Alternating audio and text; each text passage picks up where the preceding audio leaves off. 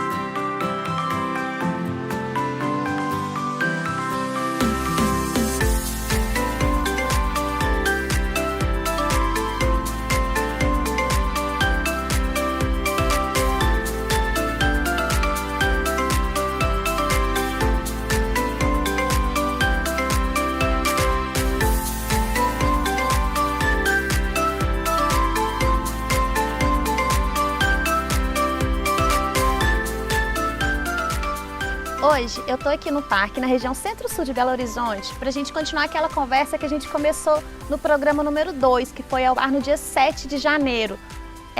Lá na Transitolândia, que a gente conversou com a Aninha e com o Daniel sobre a criança com síndrome de Down.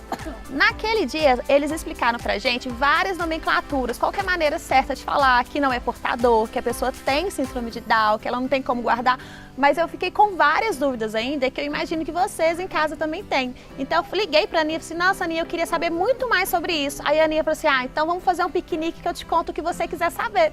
Aí eu tô aqui com a Aninha e com o Daniel e com as meninas. Aninha, que lugar é esse que você me convidou para vir? Gente, aqui é uma delícia, aqui é o Parque Tom Jobim, a gente adora vir aqui. É um ar puro, uma natureza em meio à selva de pedra e a gente gosta muito de fazer isso aqui, sabe, Ana? Esticar a toalha, colocar o lanchinho, deixar as meninas à vontade, brincando no quadro, no parquinho. É uma delícia. No site da Prefeitura de Belo Horizonte tem listado todos os parques públicos de Belo Horizonte. E são muitos parques. Então não tem por que ficar com as crianças só presas dentro do apartamento. Mesmo durante a pandemia, que a gente está vivendo um momento que ele é complicado, que a gente nunca imaginou passar por isso, né? Mas que dá para sair só com as pessoas da sua casa, em segurança. Outra coisa, a gente está gravando aqui sem máscara, mas é obrigado a ficar com máscara no parque. Foi uma exceção que eles abriram aqui pra gente, que a gente está aqui separadinho só a gente, para vocês conseguirem entender melhor o que a gente está falando, com o movimento dos lábios, porque isso faz uma diferença para vídeo, para entendimento, né? Daniel, afinal, a síndrome de Down é uma doença? Então, não. Acho que esse é um ponto muito importante ficar claro para todo mundo. A síndrome de Down é simplesmente uma alteração genética. A pessoa que tem síndrome de Down, ela nasce com um cromossomo a mais no par 21. Daí o nome técnico da síndrome de Down ser trissomia do 21. Então é simplesmente isso, uma condição genética, uma característica a mais de uma pessoa. Quem tem síndrome de Down tem um fenótipo característico, que é o rostinho mais marcante. Tem a hipotonia muscular, por isso que é importante que os bebezinhos façam fisioterapia logo que nascem, passar por uma avaliação. E tem o comprometimento intelectual. A gente costuma dizer que todas as pessoas com síndrome de Down têm capacidade, têm plena capacidade de aprendizado, pode ter dificuldades em algumas áreas e facilidades em outras, mas globalmente tem um comprometimento maior, um desenvolvimento um pouquinho mais lento. É esse tripé que é baseado na síndrome de Down. É uma deficiência? Quem tem síndrome de Down tem uma deficiência intelectual, né? Então não é uma deficiência, a pessoa tem a deficiência. E é sempre bom, já que a gente entrou nessa conversa, A forma certa de se falar é pessoa com deficiência, porque sempre valorizar o ser humano. Se você fala assim, ele é um deficiente, ele é isso, é aquilo, você acaba ressaltando uma característica da pessoa e esquecendo um pouco do ser humano. Então, por isso, hoje, a gente sempre usa o termo pessoa com deficiência. A gente vê muito as pessoas falarem criança especial. Honestamente, é um termo que me incomoda. Eu sempre falo, né? Eu tenho vários sobrinhos e para mim são todos especiais. Da onde vem esse termo, criança especial? Ele é cientificamente correto? Ana, eu acho super interessante você pensar dessa forma, porque é exatamente assim que a gente pensa e que a gente prega, sabe? A maior parte das pessoas, elas costumam usar assim, esse termo especial para as crianças, principalmente crianças com deficiência. Porque eu acho que fica parecendo, eu acho que reforça a segregação e fica parecendo que são anjinhos, são especiais demais, que têm algum dom sobrenatural. E não é assim. A gente que batalha pela inclusão, a gente quer mais é que as crianças e os adultos com deficiência, seja qual deficiência for, que sejam tratados como iguais. Então, especial, pra mim também, toda criança é. Na escola, a Maria Fernanda estuda numa escola regular, né? A gente também é a favor. Porque também existia o termo escola especial, né? E ainda existe algumas. Aí é um termo correto, escola, educação especial. Ainda existe, é uma escola que ela atende algumas pessoas com deficiência que realmente precisam e elas ainda existem. A gente não é contra a escola especial, a gente não é contra a educação especial. Pelo contrário, a gente é a favor da educação especial, mas que ela seja aplicada no contraturno. E no turno, que as crianças e as pessoas com deficiência, elas possam ter oportunidade de estudar numa escola regular, porque os benefícios eles são comprovados, tanto para as crianças com deficiência, quanto para as outras crianças. Porque a gente não fala só, a gente não estaria tratando só da questão acadêmica, mas também de valores humanos. Sociais, né? Isso, para que a gente também entenda que não são só boas notas e vestibular e mercado de trabalho, não são só essas coisas que são importantes na vida, mas também a gente aprender valores humanos, aprendermos a sermos pacientes, tolerantes e entendermos que a diversidade humana, ela existe e ela é natural. Inclusive, esse assunto é interessante porque essa inclusão ela não é apenas social. Tem muita gente que discute alguns pontos, por exemplo, da questão da educação em si. Acha que ter crianças com deficiência numa sala de aula pode atrasar o desenvolvimento de um aluno, de uma turma, mas isso não faz sentido. Ela é uma pessoa que vai ter uma atenção especial de algum profissional de apoio, muitas vezes, né? E ok, mas o desenvolvimento da turma, o desenvolvimento de todo mundo, continua ali seguindo a sala. A criança com deficiência vai ter uma adaptação, são traçados objetivos específicos dentro do conteúdo da turma, do ano, são traçados pelo professor alguns objetivos específicos para aquela criança atingir. Entendi. Teve uma polêmica, eu sigo suas redes sociais, nas suas redes sociais essa semana. E é importante a gente falar, gente, que no debate toda opinião é bem-vinda, né? Em qualquer assunto, desde que seja respeitosa, né? Não precisa concordar com a nossa opinião, mas seja respeitoso, dê argumentos que a gente vai discutindo, né? Qual que foi? Você consegue fazer um resuminho aí? Vou fazer um resumo para vocês. Recentemente, o presidente da República, ele falou que os alunos atrasados atrapalhariam a turma regular, né? Poderia atrapalhar um aluno que fosse mais avançado, de acordo com ele. Primeiro que é bem relativa essa avaliação. O que é um aluno atrasado, o que é um aluno considerado inteligente. Eu dei até um exemplo de que eu fiz faculdade de jornalismo e sempre me dei bem com as palavras, com os textos e nunca fui bem em matemática. Não gosto dos números.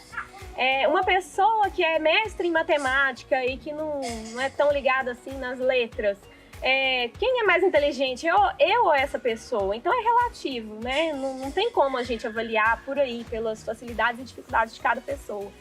E essa postagem que eu fiz, ela rendeu uma discussão e, como eu disse lá, todos os comentários eles são bem-vindos, todas as opiniões são bem-vindas, ninguém precisa concordar comigo, com a nossa visão, mas desde que as pessoas sejam respeitosas.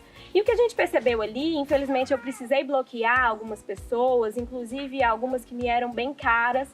Eu precisei tomar essa atitude justamente porque faltaram com respeito, não procuraram nem entender o conteúdo ali daquela postagem, foram mais pelo lado político, querendo defender o presidente, e a intenção ali não era atacar ou defender o presidente, ali era a gente discutir o que ele estava falando, com qual embasamento essa opinião dele pode existir.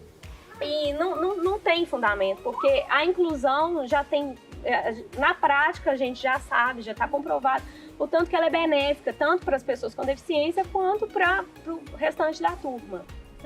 Agora aqui, isso da gente não conviver, né? Que eu falo assim, como a gente não convive, a gente não tem acesso, não tem informação, então a gente fica ignorante. Eu trouxe um bolo delicioso, que eu comprei na padaria para o nosso piquenique. O que eu fiz errado, gente? O ano, mas também a gente não te contou antes, né? Na verdade, você trouxe um bolo com glúten e lá em casa a gente aboliu o glúten. Por quê? Aí que tá. O glúten, ele é inflamatório para todos nós.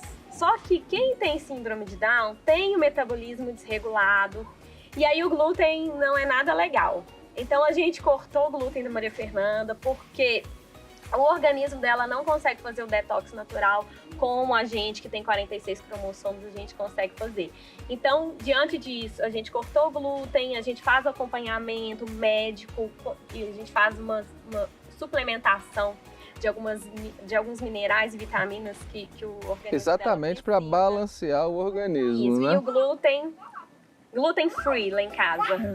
É uma coisa que se a gente convivesse, né, na escola lá, fazendo um lanchinho junto, a gente já saberia que a criança que tem síndrome de Down, ela não pode comer glúten, porque não deveria comer glúten. Inclusive tem muitas famílias que, por outras questões, pela dificuldade, pelo costume, eles mantêm o glúten. Ok, é uma opinião, é uma decisão de cada família, né? A gente, como a Fefe, na verdade, ela é até uma criança muito fácil, ela entende. A gente fala, Fefe, tem glúten, não é bom para você, até porque ela sabe, porque se ela comer glúten, ela vai passar mal, vai ter dor de barriga, vai dormir mal. Então ela já compreende. Então assim, a gente optou por isso e a alimentação dela, a gente tenta limitar ao máximo. Mas também a gente abre exceções, nós não somos radicais. Tem a farinha sem glúten. Exatamente. Inclusive, a gente vai ensinar a fazer uma receita de bolo de caneca, que dá para fazer no micro-ondas, que a Luísa Fiorini vai ensinar a fazer. Que legal, Luísa. E é ótima, né? E dá para comprar farinha sem glúten e fazer com a farinha sem glúten. Dá pra adaptar a receita da Luísa sem glúten.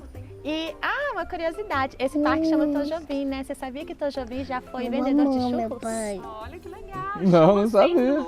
Churros sem glúten também dá pra fazer. Eu amo o meu pai, eu amo o meu pai. Também te amo, Gente, amorzinho. hoje ela tá muito amorosa.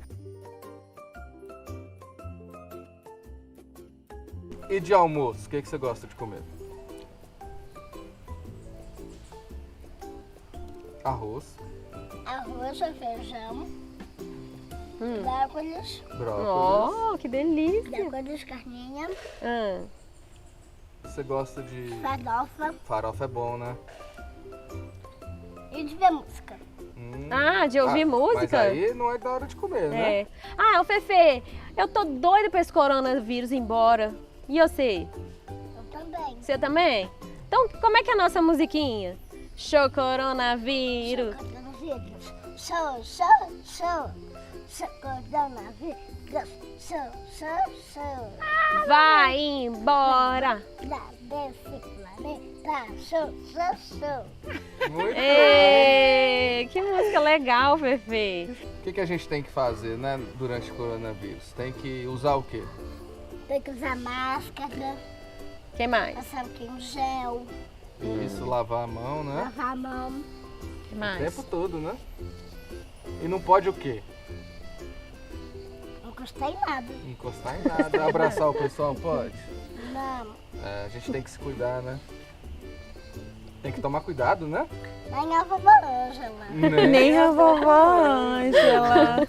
Que saudade da vovó Ângela, né? Nem o vovô. Nem o vovô, né? Aqui, antes da gente terminar então, porque o Daniel lembrou uma coisa que é importante. Eu acho que é o medo da mulher, principalmente na hora que ela está grávida, porque o homem ele fica grávido mais lentamente.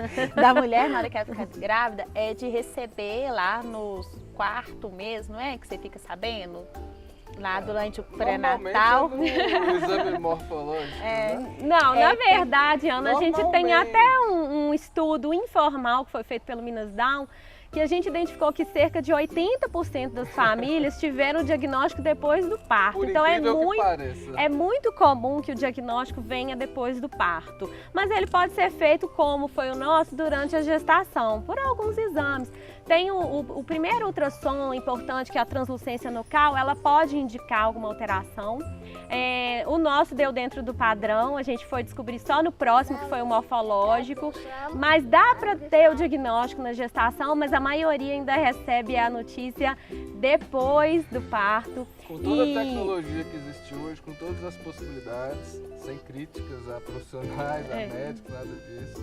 Mas assim, ainda é muito comum, né? Como revelou o estudo. E eu acho que o mais importante aí é um pedido mesmo para os profissionais de saúde, é que tenham carinho nesse momento, porque no início é muito difícil sim você receber esse diagnóstico, é muita adaptação, você não espera que isso vai acontecer com você, e se acontecer, com o tempo você vai ver que fica tudo bem. Mas nesse início realmente precisa de um carinho, de um apoio, de calma. Respira fundo, calma que vai dar tudo certo. Então, um pedido para os profissionais de saúde: tenham dedos, tenham cuidado na hora de dar a notícia, porque é um momento muito importante de criação de vínculo com esse bebê que está chegando e que precisa de todo carinho, assim como qualquer criança. Obrigada, Aninha. Obrigada, Obrigada, Daniel. Ana. Pessoal, até a próxima. Tchau.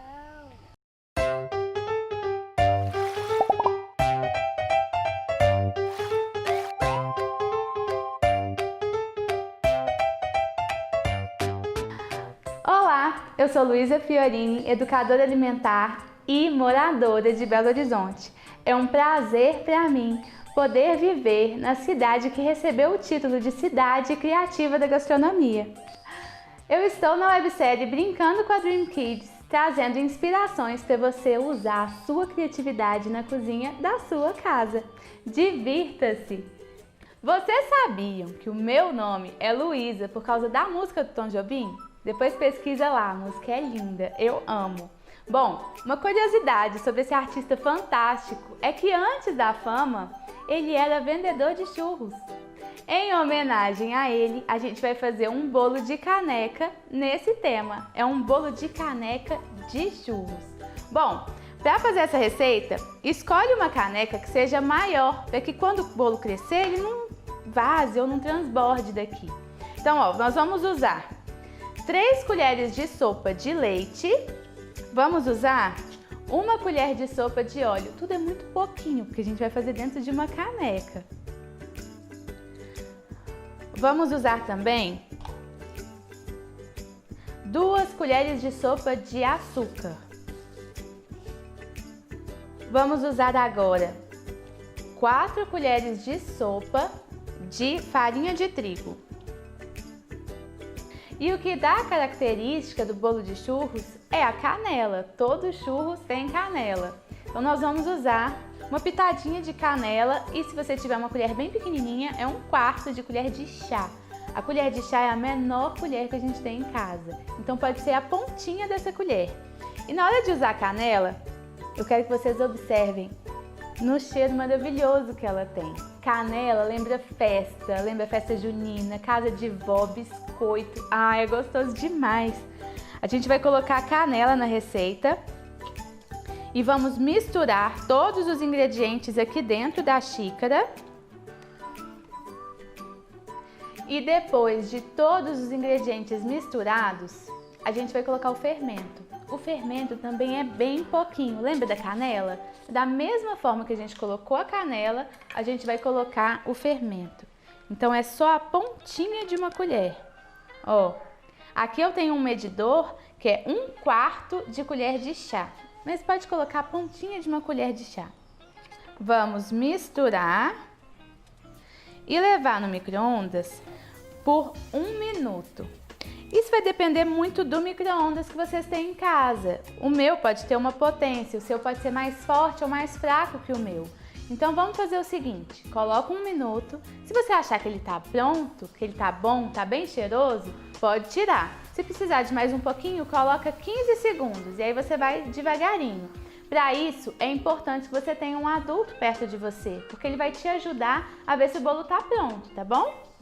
Então vamos lá. Limpou a colher. Se quiser passar o dedo agora na colher para ver se a receita tá gostosa, pode passar.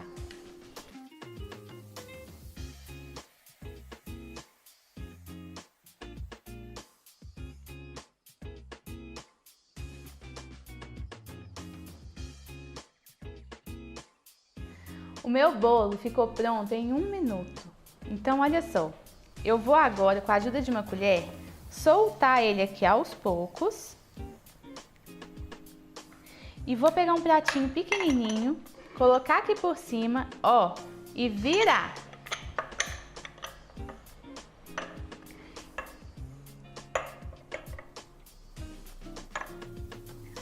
Olha só, meu bolinho tá pronto e para enfeitar, o recheio tradicional do churros, que é doce de leite. Doce de leite também, além de ser tradicional no bolo, no churros, é muito tradicional em Belo Horizonte, em Minas Gerais. É um doce típico da nossa região. Então aqui eu posso colocar o doce de leite e ir espalhando ele aos poucos com delicadeza. Essa é a hora de ser muito delicado, ó. Para ele não estourar, para ele não estragar o nosso bolinho. Então eu posso ir enfeitando ele na parte de cima ou cobrindo ele todo. Eu vou enfeitar e mostro para vocês como ficou.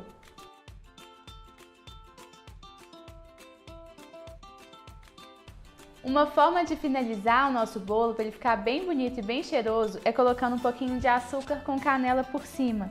E aí você pode usar uma peneirinha e jogar por cima do nosso bolo de caneca de churros. Se você fez essa receita, se você gostou, posta uma foto, marca Dream Kids, deixa a gente ver essas produções. Bom, eu finalizo por aqui. Um beijo, tchau!